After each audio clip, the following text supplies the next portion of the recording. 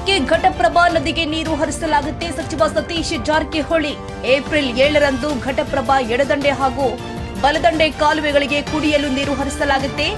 ಸತೀಶ್ ಜಾರಕಿಹೊಳಿ ಬೇಸಿಗೆ ಕಾಲದಲ್ಲಿ ನೀರನ್ನ ಮಿತವಾಗಿ ಬಳಸಬೇಕು.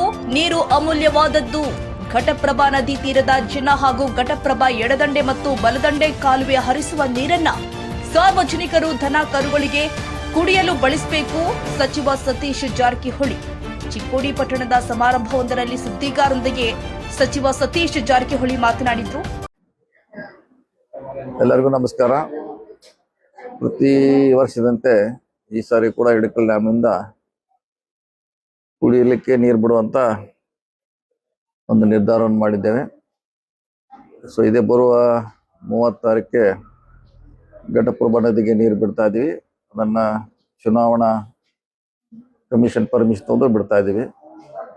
ಸೊ ಇನ್ನು ಎಡದಂಡೆ ಬಲದಂಡೆಗೆ 7ನೇ ತಾರೀಕು ಬಿಡುವಂತ ನಿರ್ಧಾರವನ್ನು ಮಾಡ್ತಾ ಇದ್ದೀವಿ. ಸೊ ಈ ನೀರನ್ನ ಪ್ರತಿ ಸಾರಿ ಬಿಡುವಂತೆ ಬಿಡ್ತಾ ಇದೀವಿ. ಈಗ ನಾವು ಈ ನೀರು ಬಿಡಬೇಕಾದ್ರೆ ಇಂದು 6 ತಿಂಗಳಿಂದ ಇದಕ್ಕೆ ಅಲ್ಲಿ ನಾವು ನೀರನ್ನ ಸಂಗ್ರಹಣೆ ಮಾಡಬೇಕಾಗ್ತದೆ. ಸೊ ಆ ನಿಟ್ಟಿನಲ್ಲಿ ಕಳೆದ ಸುಮಾರು ವರ್ಷದಿಂದ ರೈತರಿಗೆ ಅನುಕೂಲ ಆಗಲಿಕ್ಕೆ ನಾವು ನೀರನ್ನು ಬಿಡ್ತಾ ಇದ್ದೀವಿ. ಇವತ್ತು ಬಿಡ್ತಾ ಇದೀವಿ, ನಾಳೆ ಕೂಡ ಮುಂದೆ ಕೂಡ ನಿಮ್ಮ ಪರವಾಗಿ ನಾವು ಕೆಲಸ ಮಾಡ್ತೀವಿ. ಅದಕ್ಕೆ ಈ ಕುಡಿಯುವ ನೀರನ್ನ ಮಿತವಾಗಿ ಉಪಯೋಗ ಮಾಡಬೇಕಂತ ಸಾರ್ವಜನಿಕರಿಗೆ ಮತ್ತು ರೈತರಲ್ಲಿ ಮನವಿ ಮಾಡಿಕೊಳ್ತೀವಿ. ಶಿವಾಜಿ ಮಿತ್ರಿ, ರಾಷ್ಟ್ರಕ್ರಾಂತಿ ನ್ಯೂಸ್, ರಾಯಬಾಗ.